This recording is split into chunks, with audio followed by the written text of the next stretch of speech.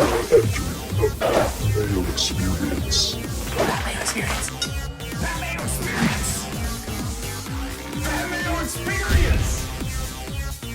Experience. Welcome to the Pat Mayo Experience, part 2 of the 2020 Mega Oscars preview. Today, we are going category by category, breaking down all of the picks you need for your pool, plus a few bets along the way if you want to get into a draw for, get this, 100 DraftKings dollars. Subscribe to the Pat Mayo Experience audio podcast. Leave a 5-star review, DraftKings handle, and something you like about this show as an advertisement to the people just randomly searching, and boom, you'll be in that draw for 100 DraftKings dollars. You want to get into a draw for 20 DraftKings dollars? Smash the like button to the video. Leave your DraftKings handle in the comment section. Let's make this one easy. Who do you think is going to win Best Picture? Boom.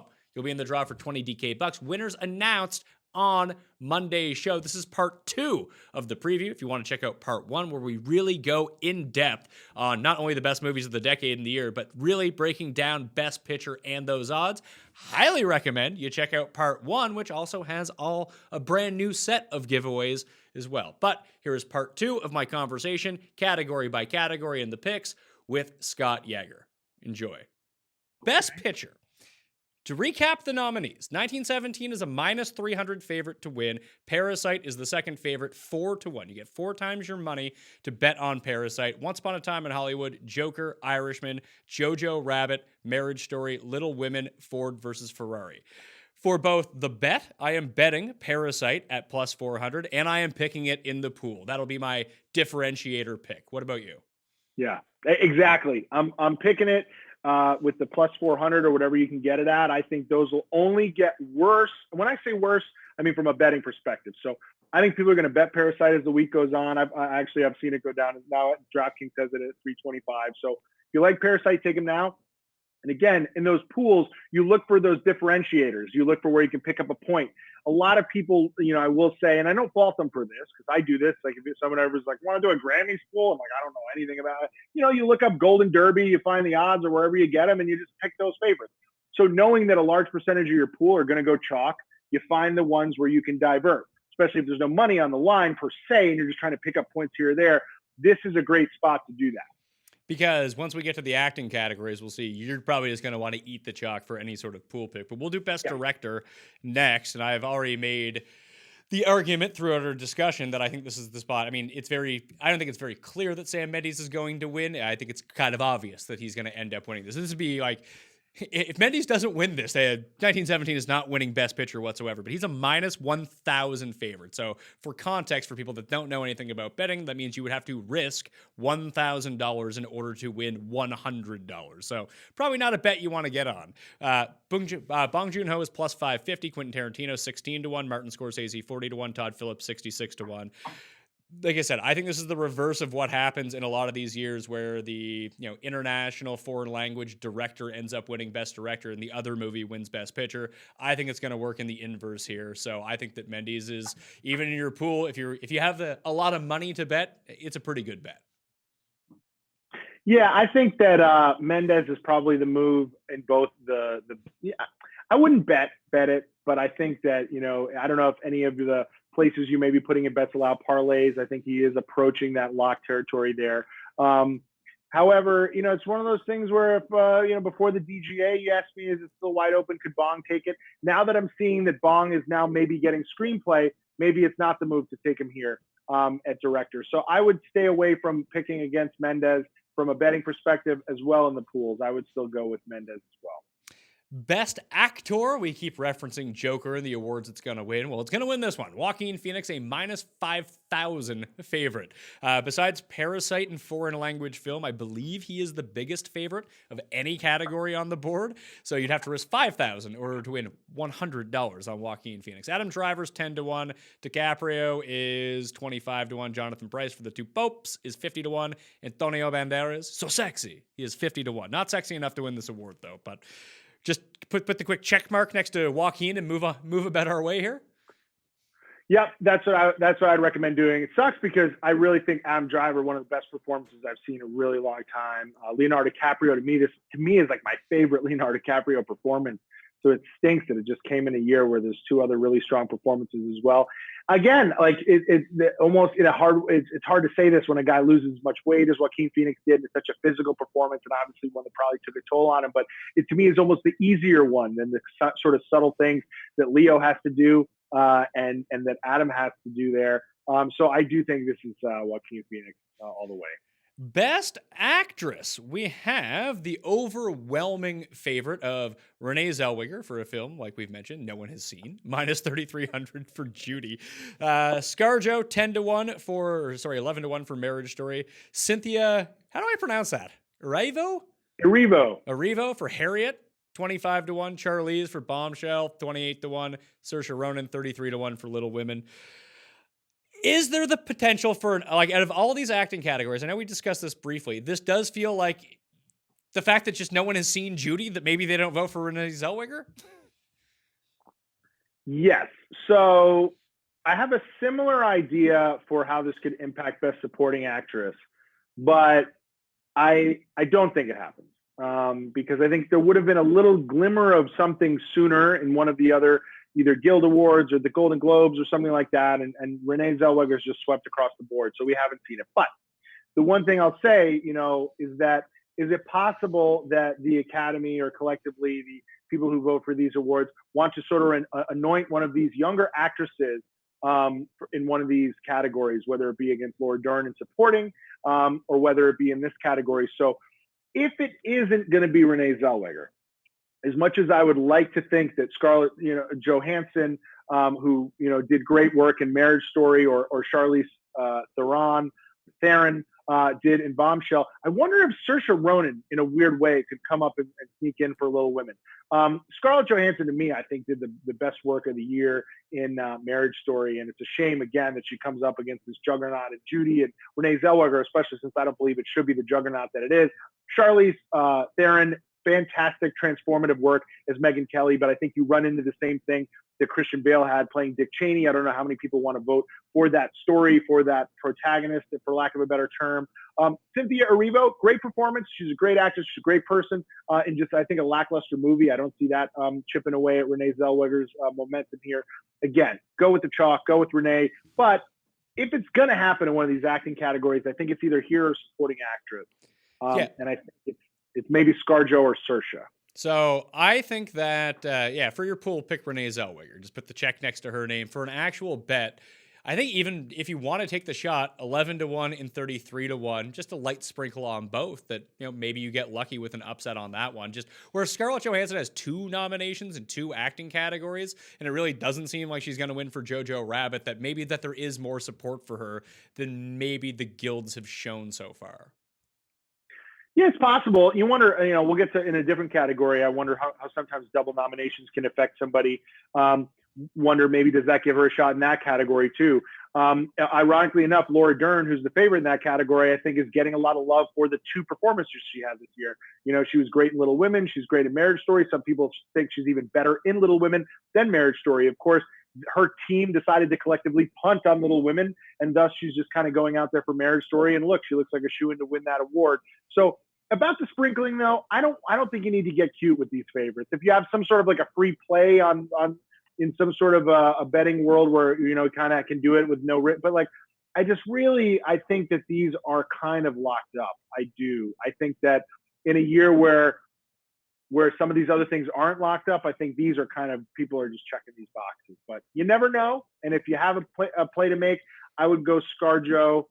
Although ScarJo, the weird thing about ScarJo, as much as I think it's the best performance probably by any female actor this year, I just think that there's some anti-ScarJo backlash, which is tough to say when someone's nominated for 2 Oscars.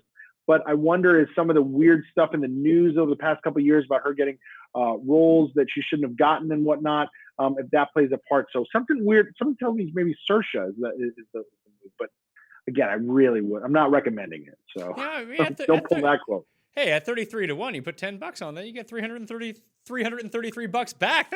That's worth. Well, I go. That's right. I have wasted $10 on much worse things, Scott. There you go. So next category, the Brad Pitt Open, Best Supporting Actor category. He's a minus 5,000 favorite. Joe Pesci is second at 11-1. Then you have Al Pacino at 25-1, Tom Hanks at 28-1, Anthony Hopkins, or Tony, as Brad Pitt calls him, for the Two Popes, 50-1. Stack category of names. I'm not going to lie to you.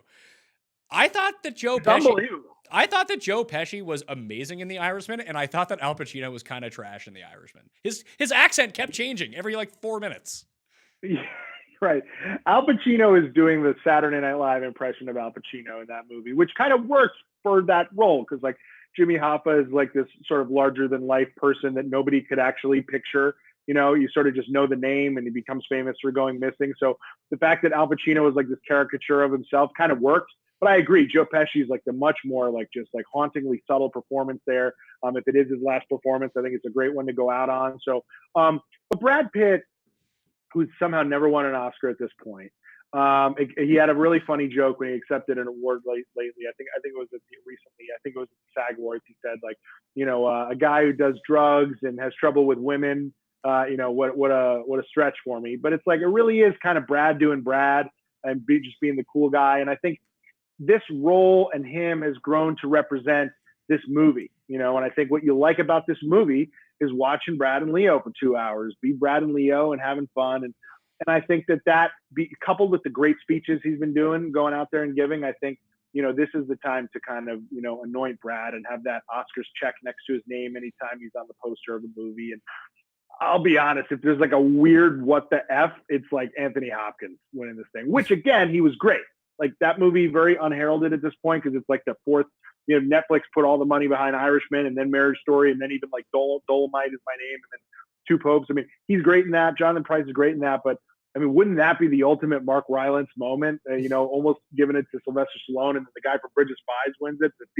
The career theater actor wins it in the movie that nobody really loves. And then what if Brad Pitt finally, after sweeping everything, loses to Anthony Hopkins, who obviously doesn't need another statue for a movie that is on Netflix? But anyway, Best supporting actor. Just check Brad. I mean, you're not going to bet him because you don't want to. And have fun doing it too. Oh yeah, it'll be probably one of the first awards of the night too. So get Brad on stage, get people all fired up. But Best Supporting Actress, Laura Dern is the favorite. She's a minus 2,500 favorite. So that's pretty significant.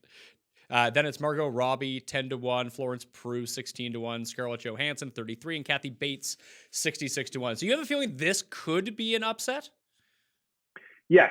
So this is the one where, again, not telling you to do it, but because I do think this is the time to give Laura Dern her award. And Laura Dern, this journeywoman actress who's been around for so long, she's so beloved, she's done such great work. She comes from a Hollywood family. Her father, obviously famously Bruce Dern, who's probably going to be there.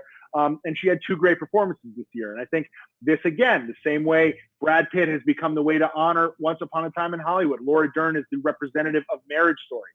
She plays this kind of very, too cool for school divorce lawyer who gets all this great hammy dialogue. And although I don't think her performance is that breathtaking or anything like that, she's sort of become the representative of this film that Noah Baumbach, just kind of wrote so well and wrote all these characters so well. And she's at the heart of so many of these great scenes in that film. So I do think she takes it. I do think this is sort of Marriage Story's time to shine. But similarly to what I said about Renee Zellweger and Judy is that if I see sort of the flip side of when a guy like Mark Rylance wins or something like that, or Olivia Colman, and, it's a very respected veteran actor winning unexpectedly. I think this might be in a way, but kind of to anoint a new young star in this category. And although Scarlett Johansson isn't new, she kind of applies, but not who I would go with. I would go with either a Margot Robbie or a Florence Pugh.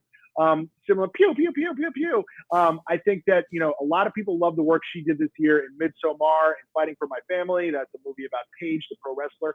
Honestly, you can watch it on Hulu right now. Really, really fun comedy. Check it out. And so I think that, is this the time where, do they kind of throw her the bone a little earlier than most actors get these awards? I think the Academy sometimes does get tired of seeing someone like a Brad Pitt or a Leonardo DiCaprio wait so long in their career to finally get honored. Once in a while, it's, hey, let's give them one too early, And so maybe that happens here with Florence. Maybe it happens with Margot Robbie. It wouldn't be too early for her because she's getting nominated almost every year at this point. But one of those ladies I do think could come out with an upset here. It's not likely, But if you want to get crazy, 10-1, the odds aren't that long for Margot. That's telling you something. It means they think there's a chance. And then I like Florence Pugh there too. Yeah, it's one of those things that if you're going to swerve off this, it better be in the betting realm, because in your Oscars pool, just put the check next to Laura Dern and go on your way with these massive acting favorites. I want to talk about Best Adapted Screenplay, because this is really flipped. This is one of the categories that has actually flipped over the past few weeks. So now Jojo Rabbit is the favorite, -275. Little Women was the favorite, no longer the favorite, 2-1. Irishman 7-1, Joker 66-1, The Two Popes 66-1. People made such a big stink on the internet when Little Women wasn't nominated for Best Director. Oh, what a snub. This is horrendous. Look at Hollywood, how ridiculous it is. That it almost seemed like a certainty that it would win Best Adapted Screenplay, but now it looks like it's not going to do that either. Yeah, so it's funny. I had that kind of penciled in as, again, the way to honor Little Women, the way to get Greta on stage, get her an Oscar, even if it's not for director. And you mentioned these odds shifting over the past few weeks. Those odds flipped in the past 4 days, because what happened was Taika Waititi took the Writers Guild Award. He took the BAFTA Award for Best Adapted Screenplay. Now we've had a flip. I still think I'm picking Greta and I'm picking Little Women here. It's not common that these things divert, but when you have, again, that added narrative, BAFTA clearly doesn't care about how things look on paper. They clearly don't care about representation. You can go and you can watch Joaquin Phoenix's speech about the lack of diversity among the acting nominees and stuff like that. I do think the Oscars voting pool and the Academy, if you will, if you want to call them a collective sort of organization, are aware of certain stigmas. And I do think Little Women, coupled with the backlash from Greta not getting nominated for Best Director, Little Women's a movie a lot of people have been seeing over the past 6 weeks, whereas Jojo Rabbit, not so much. And I think that this is something that could divert from the chalk. And I think that although I'm not telling you, hey, this is a way to win money, I do think if you do want to take an underdog here, I think they're a very live dog still, Little Women and Adapted Screenplay. And this could be like kind of a happy surprise. I do think this is also possibly a way, since a lot of people might check that Jojo Rabbit box, seeing it in the favorite point, to kind of divert a little bit on your pool and still take Greta and Little Women. Again, it's not the favorite anymore, and that's for good reason. It has not won those two precursor awards that are typically a good way to see who's going to win, but it's not rocket science, and I do think there's a lot of other things in play here. So I'm still going with Greta, I think. Yeah, I'm going to stick with Jojo Rabbit on this. I mean, I just enjoyed Jojo Rabbit so much more than Little Women. And it's weird because, Little Women, we've seen, how many Little Women movies are there at this point? I know this one is different, but that's the problem, yeah. And like Jojo Rabbit, well, it's an adapted screenplay. It does seem like a really original story. Like, this is sort of a swerve off Life is Beautiful from like 25 years ago, and this is the 2020 version of that movie. And frankly, this movie is just better than that. Yeah, I think it's win-win. I think they're both great movies. I think they're both great filmmakers. You obviously have two writer-directors that we're talking about here, Taika Waititi and Greta Gerwig. And as much as I love Greta Gerwig and I would love to see her win, Taika Waititi's doing some of the most original, amazing work across genres. He directed Thor Ragnarok, which I think is the funniest superhero or Marvel movie ever made. He directed the finale and also starred in as voice of a droid on The Mandalorian. And so, I mean, Taika Waititi, I think, is one of the most interesting filmmakers in the world. And I think giving him an Oscar is no, people should not be creating a villain out of him just because you want Greta to win. This isn't like, come on. I mean, it's one of those things where I think people get ahead of themselves and it's, the thing I wanted to happen didn't happen. Let's get mad at the person who takes that slot. Let's get mad that Todd Phillips got nominated and not Greta. No, Todd did great work too, so it's similar here. I think win-win in the adapted screenplay. Was there a snub you thought that really stood out? Because for me, I mean, Anthony Hopkins is fine. And like I said, Al Pacino, I didn't think was very good in The Irishman. But Sam Rockwell in Jojo Rabbit, for a guy that's won this award and been nominated a few times now, it's shocking to me he wasn't nominated for Best Supporting Actor. Yeah, what's funny about snubs? Like when somebody says snub to me, I look at it as like, did this person get nominated across the board and then did it stop here? Were they nominated for the SAG and the Golden Globe and then it stopped? And Sam wasn't getting, I just don't think they ran him. I think they were almost running Taika as a supporting actor for the Hitler role more than Sam. I think Sam also had a supporting role in Richard Jewell. And I think a lot of this is political as far as who they put in the minds of voters and this and that. So the fact that Sam hadn't been nominated up until this point, I don't call that a snub. The one, again, that same token, I was prepared for this because he hadn't gotten nominated at all. But like Adam Sandler, I think delivered this amazing, star-turning performance in a movie that is so like not the average performance of his in Uncut Gems, a movie that he takes on his back from an acting perspective. It's a very well-made movie, but I think he's so interesting in it, and I think it would have been so cool to honor him for that. But again, he gets snubbed for the Globe, he gets snubbed for the SAG, and by the Oscar time, you know that he's not going to get nominated. So again, similarly with Greta Gerwig, would I have had her in my top 5 directors? Yes. But Todd Phillips was getting nominated across the board. Didn't feel like necessarily an unexpected snub to me. The J-Lo was the biggest surprise, not seeing her out there for that. So I guess, look, the person I think the most deserves it and wasn't out there, I think, is Adam Sandler. But I found that out in mid-December, so that probably wasn't happening. Best Original Screenplay. Parasite is now the current betting favorite over Quentin Tarantino's Once Upon a Time in Hollywood. Minus 200 for Parasite, plus 150 for Once Upon a Time in Hollywood. Marriage Story, the presumptive favorite like 6 months ago, now not going to win. 11-1, 1917, 40-1, Knives Out, 40-1. Shout out to Knives Out. I really liked Knives Out, but is there a Quentin Tarantino factor here that we're just completely overlooking, that the Academy loves to vote for him in this award? Yeah, I mean, this is the award he always wins. Famously, he wins this one and not director, unfortunately. And this is a year again where it's like, look who he's competing against.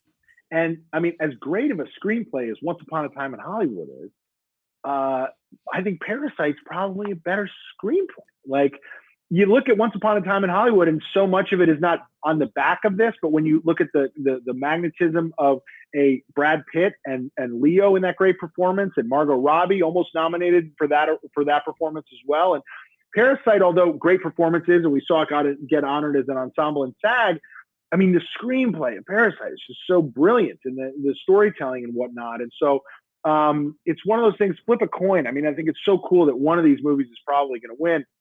What's fun is that, look, Once Upon a Time in Hollywood last week was the betting favorite. Now you're getting plus 150. So if you still think Quentin's taking it, if you think this is Quentin getting up on stage because Bong's going up for foreign film for sure, might go up for Best Picture, so maybe this still is Quentin. Plus 150 is awesome. To get Quentin Tarantino, a guy who for the past month or so has been the favorite, who won over at the Golden Globes, the plus 150.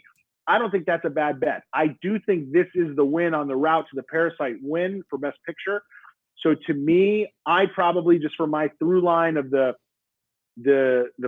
pool ballots I might be doing, it's sort of like one begets the other. So if I'm taking Parasite for Best Picture, I probably have to take Bong here and his partner here to win Best Original Screenplay.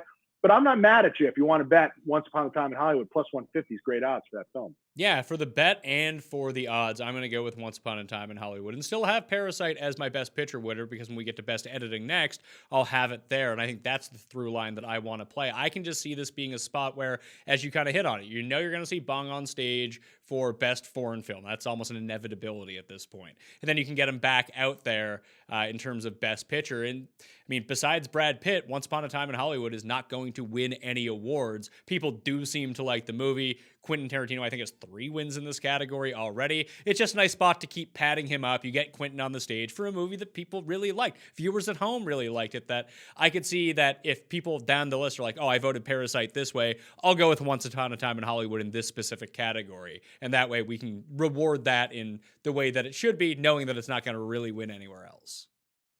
I just think that when it comes down to it, as I said earlier, the Quentin files, whether you're a Quentin file through and through, or whether you're the type of person that a Quentin Tarantino screenplay resonates with, you're also in turn probably a Parasite person. So to me, again, you're talking about a movie that I have ranked as my 7th favorite movie of the decade, Once Upon a Time in Hollywood, but it's going up against a movie that I have as my 2nd favorite movie of the decade. And there's a lot of people like me, like you, who love both of these films for good reason. So I think that's a problem there. I think that, if this was, it's like, say Parasite was based on like a limerick or a short story and it was an adapted. Limerick. Right. Quentin's running away with this thing. But I think that Quentin is sort of competing against himself when it comes to these votes in this category. Best Editing, Parasite, and Ford versus Ferrari are the co-favorites at even money, so plus 100. The Irishman, with the movie that's almost 4 hours long, best editing, good luck with that one, plus 5.5. Jojo Rabbit, 33 to 1. Joker, 66 to 1. Like I said, I think that if Parasite wins Best Picture, it almost has to win this award, so I will be going with Parasite. How about you? Yeah, I'm going with Parasite here too. I like the bet. I like the pool pick. And I will say, if I see Ford versus Ferrari win this year, I think it spells maybe doom for Parasite. But when I saw Parasite take the Ace Eddie Award, it let me know, hey, the editors are going with Parasite. And although Ford versus Ferrari took editing at the BAFTAs is a bit funky. And it seems like they kind of skew a little differently with a lot of this stuff. I don't even think Parasite was nominated for editing at the BAFTAs, actually.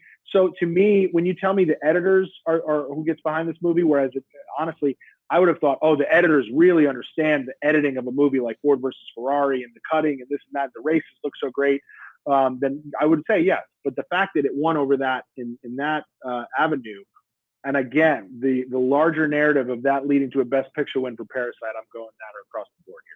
Best cinematography, 1917. Again, one of the biggest favorites in any category on the board, minus 5,000 to win. The other nominees, Once Upon a Time in Hollywood, Joker, Lighthouse, and Irishman. If your movie is known for its camera work, you're probably going to win Best Cinematography, I think.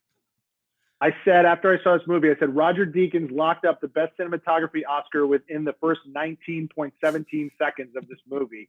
Because the first scene is like these two guys that get up and they start talking and they just keep walking and they keep talking and and then they like kind of navigate and then go into this like, what's it called? A trench.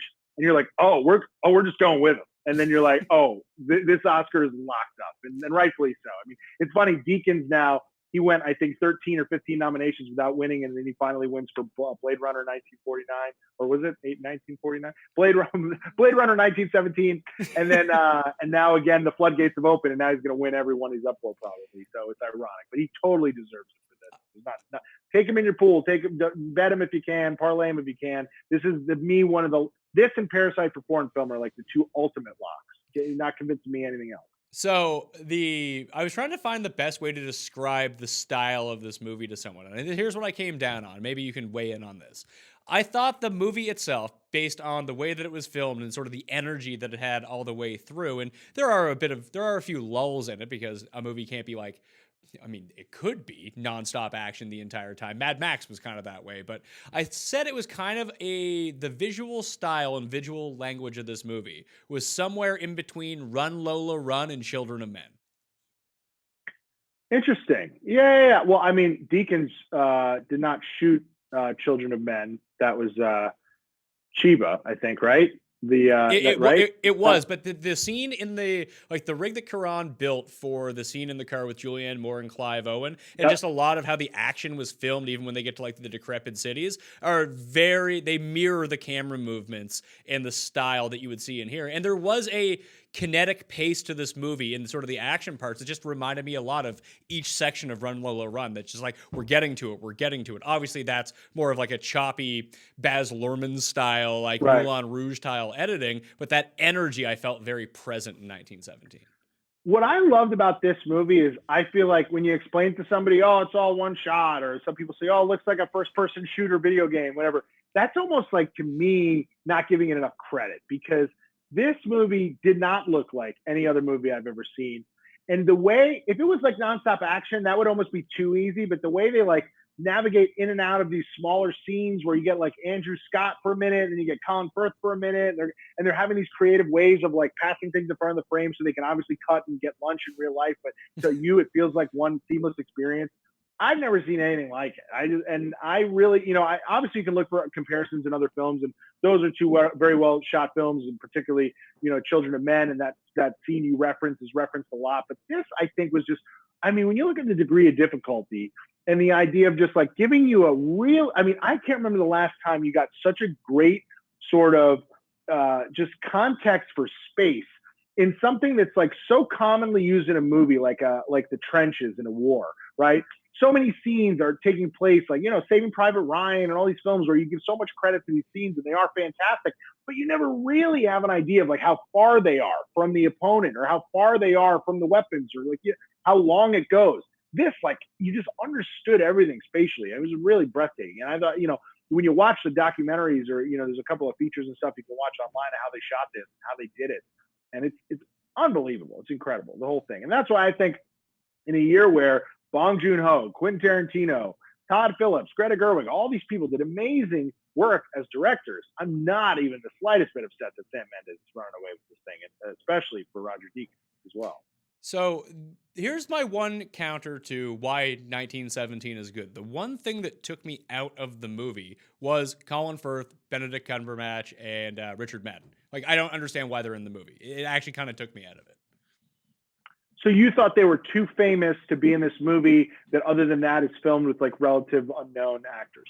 Yes. So, yeah, I think that the more unknown, some movies like Once Upon a Time in Hollywood really benefits from having the biggest possible stars in it because you bring your baggage along with them. Like, it felt really gimmicky when I saw Benedict Cumberbatch. It's like being the general that they have to talk to. It's like that could have literally been anyone.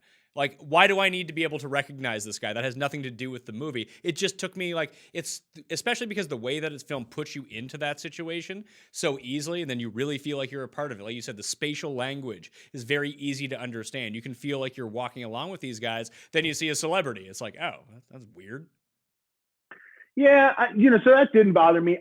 For some reason, I feel like I have like in my mind, I'm kind of used to in war movies, like little one-shot roles, generals here or there being played with kind of stunt casting, for lack of a better term. I think it's something actually you see quite a bit in war movies. And I think it kind of works for me in that setting because you have the two leads who are like privates or, or whatever. I forget exactly what their rank is, in this larger scheme of things. And then they get to these kind of points where you do have these generals or sergeants or whatever the Benedict Cumberbatches are of the world. And those people are meant to sort of have a little bit more of I want to say presence, and they carry themselves. So in a weird way, it's like if you were there would be 1,000 people who look just like you, who like move out of the way, whatever. But the one general. And so, although in that world, he's not supposed to be Benedict Cumberbatch, for us as viewers, we're kind of like, oh, he's the one guy who stands out, but he's supposed to be. He's the guy who gets to stay in the tent and call the orders. I think what you're saying is correct on that front, except for it's made explicitly clear within the movie that the guy who has to deliver the message doesn't know what he looks like either. That there's almost a certain part of anonymity, but almost as like where we've been following him the whole way, that being the audience and recognizing someone because of their position is one thing, but that's not how the character will experience it whatsoever. That I just thought that was a weird gap. Yeah, I'll also say that, look, like, I know he's Doctor Strange, but to me, like, Benedict Cumberbatch, Colin Firth, it's not exactly like, Denzel Washington and Tom Hanks. Like, like Colin Firth to me, although he's an Oscar-winning actor, he's still kind of like a journeyman kind of, he does get plugged into films a lot and supporting roles and whatnot. And he does, I think, fit in that setting well. Richard Madden, of course, is like, extremely good looking, and he's in Game of Thrones and everything. But again, not a megastar, like we know him obviously as Rob Stark, but like other than, the bodyguard, like I don't know why him at the end necessarily bothers you. Now, granted, again, if you plug in some superstars there, I get that it would be distracting. If Harrison Ford is in there or whatever, those three didn't bother me as much. Because again, like Andrew Scott, who stood out to me because I had just watched Fleabag, you didn't even mention him. But he's one of the people that they kind of meet along the way who's smoking the cigarette and tells them how to get to the other side. He's not famous to you, but he was fresh in my mind because I had just seen him. So I think it's all relative. I think, to be honest with you, I think there's a lot of people who saw this movie who don't know who Colin Firth is, who don't know who Richard Madden is, who probably know Benedict Cumberbatch from the Marvel movies. But you know what I mean? I think it's all relative. We're cinephiles. They seem like celebrities to us. They're not like Tom Cruise. Sure, I guess you could have. I mean, when you bring up having Denzel Washington as one of these roles would have been really jarring in the British Army for World War One. But, you know what I mean? No, I know exactly what you mean. But like Cumberbatch, a lot of the Cumberbatch stuff, maybe it's him in particular that I had the problem with, just because he has such a distinct look in general. Like whether you're a big fan of Sherlock or not, like how a lot of people first got introduced to him, or you're a big fan of the Marvel Universe, like even if you don't know his name is Benedict Cumberbatch, just the look of him, you kind of know who he is. Richard Madden, you're probably right. Bodyguard won a bunch of awards in Britain. It was huge. Like it's a massive hit in Britain. And people watch Game of Thrones. They know that. Maybe you're right about Colin Firth. I don't know. But like, as the reason that I didn't bring up Fleabag at all was that, well, Fleabag is like big on the internet and big with people who are really into TV. Not a super smash hit in terms of people actually seeing it. No, it's true. And again, with Benedict Cumberbatch, it's funny though, and this has almost become a joke about him, is that I will say, as famous as he gets, he's not like distractingly good looking or anything like that. He, to me, looks like somebody from that time period. You throw a scar on him or whatever he has, I forget what it is. It's like, I buy him in that role. I buy Colin Farrell in that role, or Colin Firth in that role. It doesn't seem like you're plugging him in there. Like, I'll be honest, one of my favorite movies of all time is *Inglourious Basterds*. Brad Pitt sticks out like a sore thumb in that Aldo Rain role to me. I watch the movie every time, and I kind of have to put that aside. Yeah, but there's a part of Tarantino movies as well that you expect, like even when Mike Myers pops up in *Inglourious Basterds*, it just seems really weird and out of place. But like, it's a Tarantino movie, so right. You give yourself over to that a little bit, that these weird sort of anomalies happen, these casting stunts happen. It's just, this seemed like a really weird movie for it. So like, Benedict Cumberbatch, whether you know his name or not, you recognize him because he was the man who was born to play Beaker in a live action Beaker remake. But like, it'd be like Clint Howard. Like, you know what Clint Howard looks like, whether or not you know who Clint Howard is. The real life reasoning is that I'm sure it got him an extra $20 million of budgeting to say, I've got Colin Firth and Benedict Cumberbatch coming in for a day each. You can put them on the credit list, So that's the real life reason. I didn't find it distracting at all. I actually thought it was kind of fun not knowing who was going to play the brother role, to kind of assume that it was going to be someone I knew, and I was kind of trying to figure out who was going to be. And then when it was Richard Madden, what's funny is that Dean Charles Chapman, I believe his name, who plays the one of the two guys on the mission, whose brother is Richard Madden. Spoiler alert. Also in Game of Thrones. So you have Tommen from Game of Thrones and Robb Stark from Game of Thrones playing brothers, which as a Game of Thrones nerd, I liked. So. Production design. We have Once Upon a Time in Hollywood is the favorite at -138. Parasite +350, so 3-1 on your money. 1917 has now just been smash bet down. It's actually +162, which means it's going to be +150 pretty quickly. So there's steam on that coming in. Those odds are dropping. Irishman 66-1, Jojo Rabbit 80-1. So it's between those three. I think that 1917 might actually take it. See, that odd shifted, I think, because it took the production design award at the BAFTAs. And again, I really don't put too much stock into the BAFTAs from a 1917 point of view. I really don't. I think that, it's a British filmmaker. And I think production design is one of those awards where some people might say, okay, brilliant production design, of course, but very straightforward, and of course the production design had to fit the needs of the style of filmmaking for sure. It's, it is, not too many liberties were taken with designing a front. Whereas, Quentin Tarantino reimagining, late 1960s Hollywood, and the production designer whose name escapes me, and the production design in Parasite, which, these two homes, the home obviously of the rich family that so much of the movie takes place in, created from scratch on a film set, on a soundstage. Of course, the home of the poor, less affluent family as well, that later gets flooded and stuff like that. And the production design of that film is so important. I'm looking at one of those to take this thing down. I really am. And, Once Upon a Time in Hollywood was the favorite going into this thing. I still think this is another place that movie could pick up an award. And I watched something recently. It was an online featurette. And I know not too many voters say watch these in order to kind of, place their votes, but I do think it's clear that Once Upon a Time in Hollywood has taken a lot of pride in the production design. And so I do consider that the favorite in this category. And with the caveat being that if Parasite takes this, it's a really good sign for it in Best Picture. So I'm actually going to take, I would bet on Once Upon a Time in Hollywood here, and I would take it if I could. Okay, animated feature. Two favorites, both -120. You have Klaus and Toy Story 4. The rest of the nominees had A Train Your Dragon, Hidden World, I Lost My Body, and Missing Link. I haven't seen any of these. What's going to win? Yeah, it sounded like you were just telling me a story. You're like, How to Train My Dragon, I Lost My Body. Like, it's a really down year for animated film. The odds on this have just severely. Toy Story 4 was like a 10-1 favorite, and now it just keeps. It lost to Missing Link at the Golden Globes.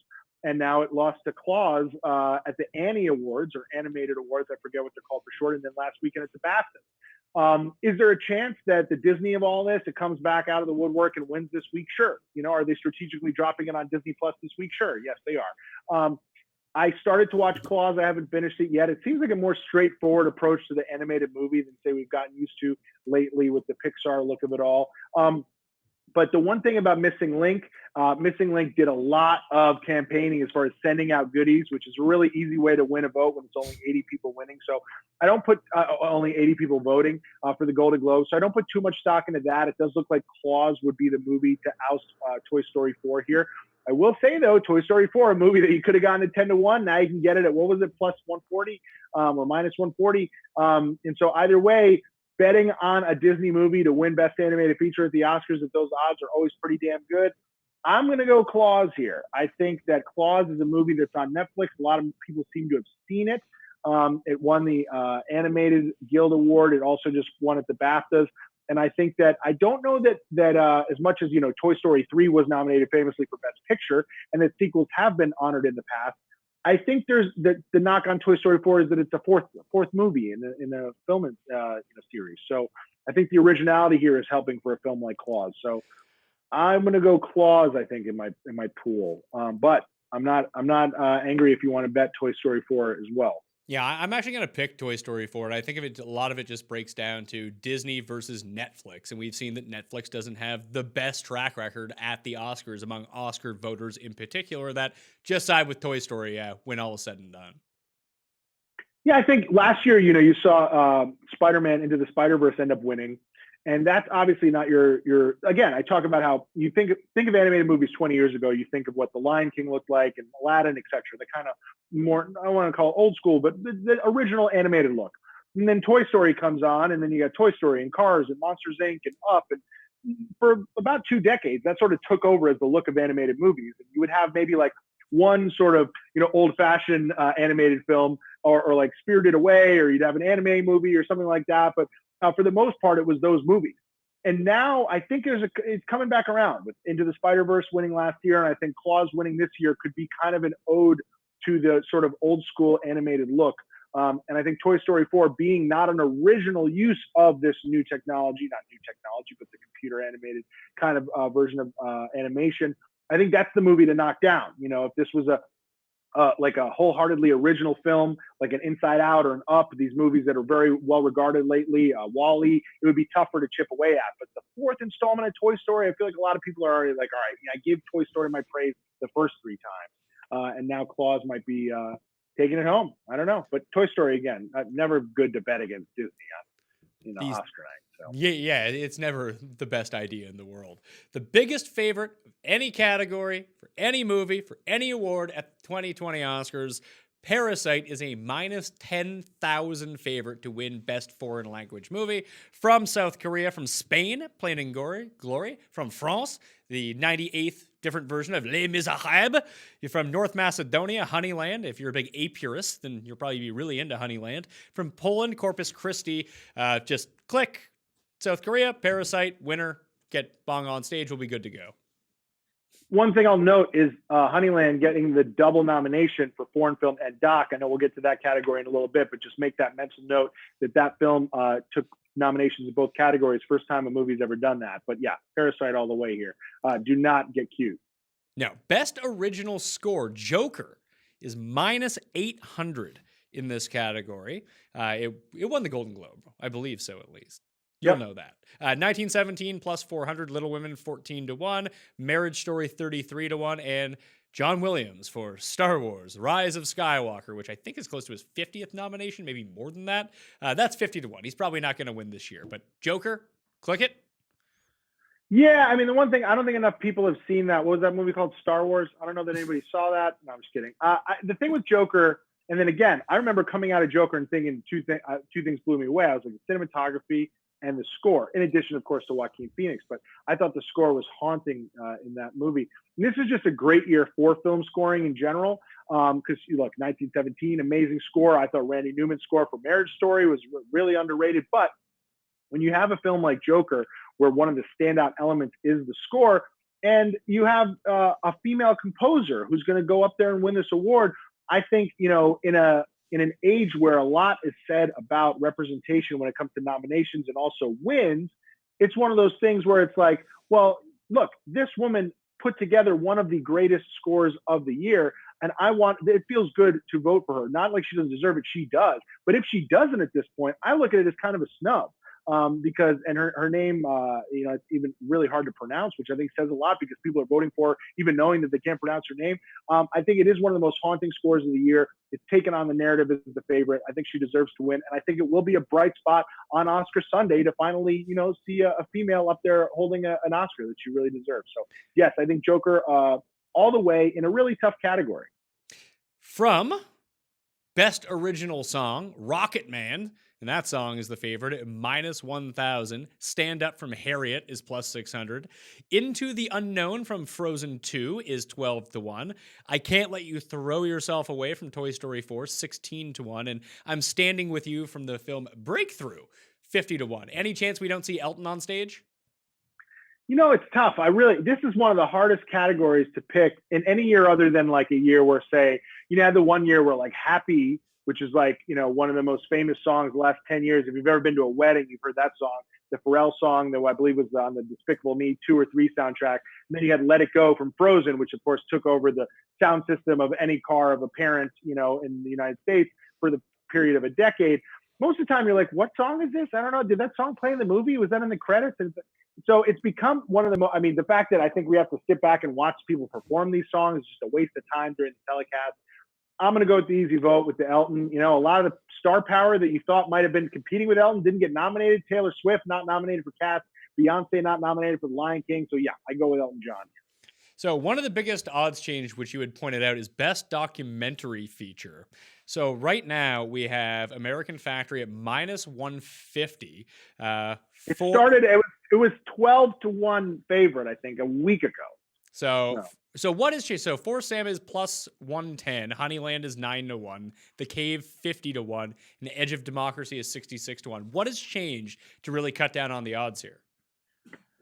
For Sama has won a couple of these. It won the BAFTA. It won, I forget, there was another PGA, I believe it might have won as well. So American Factory, which I think was more most well regarded. It was on Obama's list of his favorite movies of the year. Ironically, one of the most well-reviewed docs of the year, Apollo 11, wasn't even nominated here. But I always thought that this was a place where someone else would win. Granted, early on, I kept pushing for Honeyland. I said people are going to look at that double nomination. They can watch it on Hulu. This is a film that I think could steal the award for American Factory. Is it that much of a favorite? And it's not. Clearly, now we're down the stretch. It's not that much of a favorite. It's only -150. However, the movie in that upset spot, is not Honeyland. It's For Sama. So I do think that there's a couple interesting things in play here, not to be convoluted. Is it tempting to go back to that original favorite that was 10-1 for the past 4 years and bet it at -150? Maybe, like a lot of people thought going into this award season that American Factory was going to run away with the thing. You can now get it at -150. Not a bad play. When people start to pick for their pools, they're probably going towards that. They're probably going towards For Sama. I don't necessarily recommend taking Honeyland in a pool.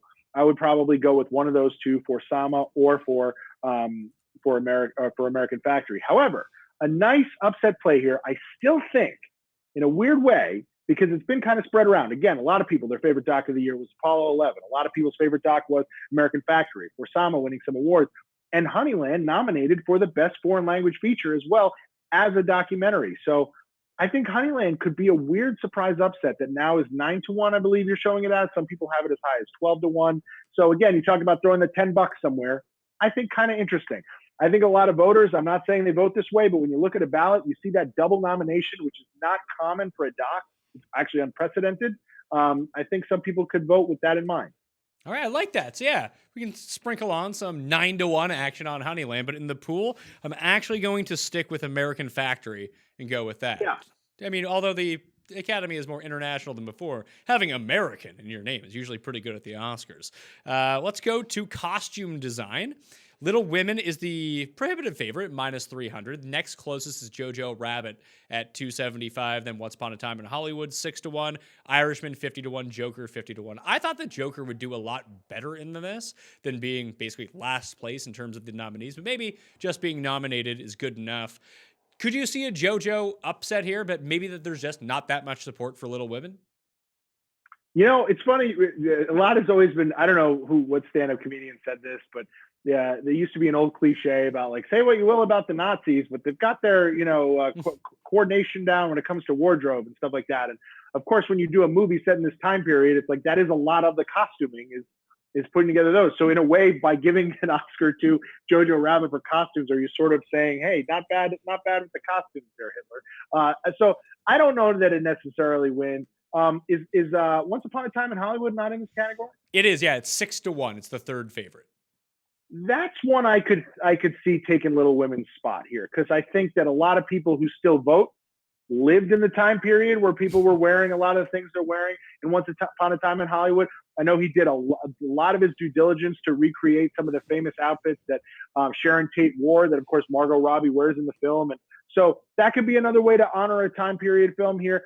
They say that time period film period pieces often run away with this award. Of course, we're talking about three of them here: Jojo Rabbit, Little Women, and Once Upon a Time in Hollywood. So I don't see Jojo Rabbit winning here. I think Little Women wins here. I think this could be the only statue that Little Women holds, and I think that is sort of a costume-forward movie. But if it's not going to be Little Women, and if you want to go off book, I would actually go Once Upon a Time in Hollywood. All right, I'll go with Little Women for the purposes of the pool. Won't be betting that though. Let's see. Best sound mixing, 1917, the favorite at minus 300. Ford versus Ferrari, the second favorite, plus 225. Once Upon a Time in Hollywood, 20-1. Joker, 33. Ad Astra, 33. Any chance like Ad Astra? Just man, the sound in that movie, so good. I mean, probably not, but it's one of those things where you never know. I think that it's more likely it's Ford versus Ferrari. I think it comes down to 1917 and Ford versus Ferrari in both of the sound categories.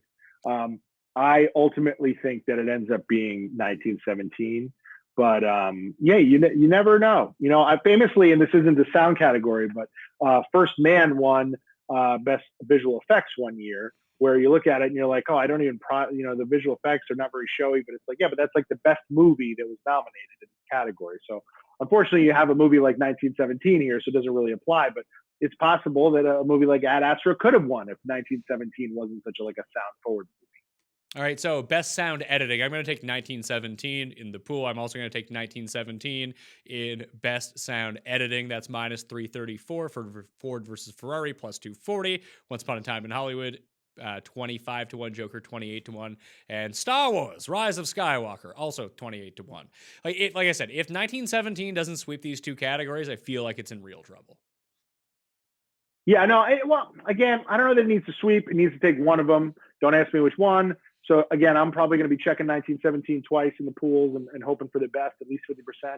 If it gets blank, totally with you. And if it loses one, even so, I think maybe a sign of that. But I think it takes both. Best makeup and hairstyling, Bombshell, the overwhelming favorite, minus 1,000. Joker, second favorite, plus 550. Judy, 16-1. 1917, 40-1. And I can't even find out who the other one is. I guess that one's irrelevant at this point. But Bombshell, this is where they get an award. I actually think that I have a potential upset pick here. Granted, I'm not saying put your house on it, but the thing about Bombshell is that really this is awarding the fact that Charlize Theron looked and sounded a lot like Megyn Kelly. And I put a lot of that on the makeup for sure, and the hair and whatnot, but a lot of it also is on the performance and the fact that they do start off looking a lot alike. To me, it's not like turning Christian Bale into Dick Cheney. You look at Charlize Theron and you look at Megyn Kelly, and yeah, it takes some hair and makeup, but it doesn't take turning Gary Oldman into Winston Churchill. And so one thing I think could sneak up on us here is Joker. And I know it is in the second slot, but at plus 550, do you go Bombshell in the pool? Probably. But 550, I think if Joker's going to is going to start racking up those awards, similar to, say, how Bohemian Rhapsody did last year. I think this is one for Joker, and here's why. The award is hair and makeup. What is on the cover of the Joker poster is a guy in makeup. And I know, granted, it's ironically like the simplest makeup ever. It's just like the this and the that. But in a weird way, look, Suicide Squad won this award a few years ago. So don't sleep on Joker here. I know Bombshell's the presumptive favorite, but I like Joker here. You know what? I'm going to tell you on that. Even for the pool, I'll bet that at plus 550, and I'll put a check next to it in terms of my pool. Visual effects. Yep. 1917 is a slight favorite at minus 150. Avengers Endgame is 3-1. The Irishman and its terrible special effects are 4-1. The Lion King plus 650. Star Wars Rise of Skywalker 28. I don't understand how The Irishman is nominated in this category. So much was made about this de-aging technology. And like half the movie they're calling Robert De Niro kid, but he looks older than everyone else. Like it's really confusing. That was the most confusing part of that movie. That he was supposed to be like 30 and I thought he was 70. Yeah, well, it was the most talked about aspect of the movie after Scorsese, De Niro, Pesci, and then the de-aging. You know, so Scorsese, De Niro, Pacino, Pesci, and then the de-aging. And it's almost one of those things where you talk about it so often. It was the headline of this thing is why did this movie cost $200 million? Well, they shot everything with 3 cameras and 3 lenses and blah, blah, blah, and they did the de-aging. Everyone wants to text you about the de-aging. Did you like it? Did you not like it? And it's almost like you hear de-aging, de-aging, de-aging, de-aging, and you're like, well, I guess I should vote for it. Forrest Gump won this category. I mean, watch Forrest Gump. Do you really believe that he's meeting JFK? No. So I think sometimes this award goes to the best movie. And like with First Man, like, look, should it always probably go to a Star Wars or a Marvel movie that's making entire universes and this and that look real for periods of time? Sure. But sometimes I think voters vote with their heart. And I think this could be the only spot that Irishman is awarded. And so in a weird roundabout way, the same way that a lot of people said the worst element of Bohemian Rhapsody was its editing, and that won best editing. I think sometimes you talk about the editing so much that people go, okay, and then vote for the editing. So I think similarly, I don't think that it's that long of an underdog here, The Irishman. I think that this new come around for 1917, of course, 1917 shifted and became a favorite because it won visual effects of the BAFTAs. That's probably maybe the better bet now if you're going to give it to the best movie. But back to my not giving too much thought to the BAFTA win, I still put The Irishman above Endgame here. I think I don't know. I'm feeling weird. I'm taking Irishman. I am. I think I'm taking it in the pool too. All right, I might end up getting in on that bet. If it's 6-1 to win best or plus 550 win in visual effects, I mean, I like those odds. There's got to be one headline on Monday, Pat, that starts with blank with the worst blank won best blank. You know what I mean? Like that always happens in some regard. Like how crazy is it that? And this is the one I think where everyone can agree that the de-aging was weird. I'm going to take 1917 for the pool, however. That gives us down to the last 3, the ones that people know nothing about. All these are playing like literally 15 seconds outside of my door, and there's no chance I'm going to go see them. But best documentary short, what is this called? Learning to Skateboard in a War Zone If You're a Girl is the minus 1,000 favorite. In the absence, 8-1, St. Louis Superman. Wait, there's more to that title? Yeah. If you're a girl? Yeah, that's it. That's in parentheses. Oh, because every time I've read it, it's learning to skateboard in a war zone. And I always made the joke that if you took like documentary short titles, this is documentary short, right? Yeah. And put them through a simulator and you asked a computer to come up with a title, that it would be learning to skateboard in a war zone, because it seems like half of the shorts are either about skateboarding or war zones. And then you throw the parentheses in there and it seems even more applicable. That's the betting favorite, right? I mean, look, I don't want to do your audience a disservice.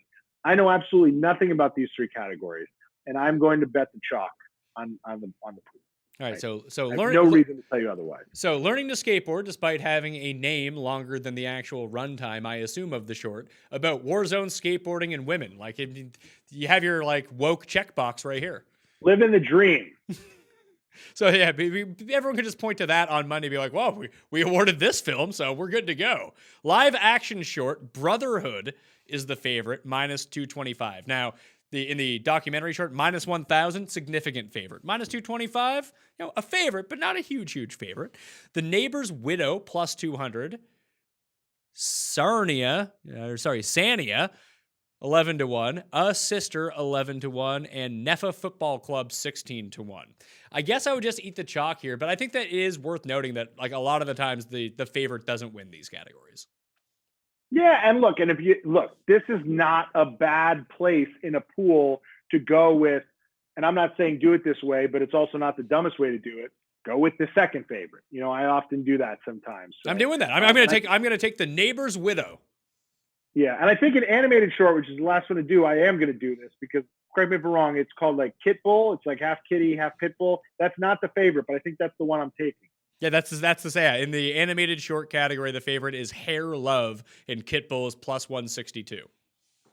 So I think, like, for instance, like, and I'm not basing this on any knowledge other than I forget who it was, but I was listening to a podcast and somebody had said they had received in the mail some sort of, for your consideration materials on behalf of Kit Bull. It was like a stuffed animal or something. So just to know they're campaigning, and I believe Kit Bull is maybe a Disney short or something like that, or it has some sort of big conglomerate behind it. I think that could be enough to push it past into the winner's territory. So I go Kit Bull based on that. But again, if you do want to get cute, or not even get cute, but go a little bit off book with these smaller categories here, just know that it's okay to do it because, like, the person that you're betting against, your Aunt Tammy, is picking, what was it, Hair Love, because the computer told her to, not because she watched all 5 shorts and the one that spoke to her. So, when you divert based on the odds slightly, you know that you don't know a lot, she doesn't know a lot, let's try to pick up a point here.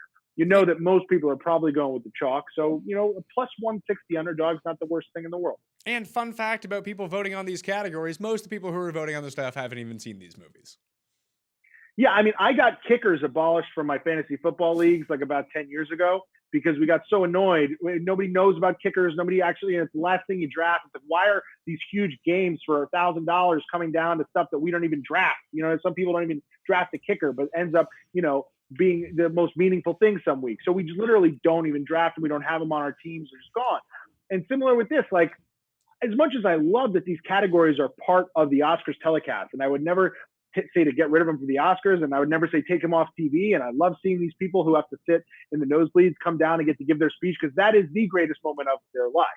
They don't own planes and boats, and they don't date celebrities. These are real people who spent all year or maybe half of the years of their lives working on these shorts, and they get to be up there. That being said, maybe we take them off the ballot for our pools. I don't think that necessarily – they are the kicker of the Oscars pool, and I don't know that you need to necessarily win or lose, especially if you're in one of these pools where everything's worth a point. You're picking Moonlight over La La Land, you get the same amount of points as if you pick Kit Bull over Hair Love. Come on. I'm 100% in on this, and good for you for getting rid of kickers. No one should ever have to play with kickers in fantasy football. But Scott, you've given me way too much of your time. You can follow Scott on Twitter at @ShotOfYager and tell everyone about what you got going on for the Oscars and where they can check out some of the new Challenge Mania Lives, which are coming up.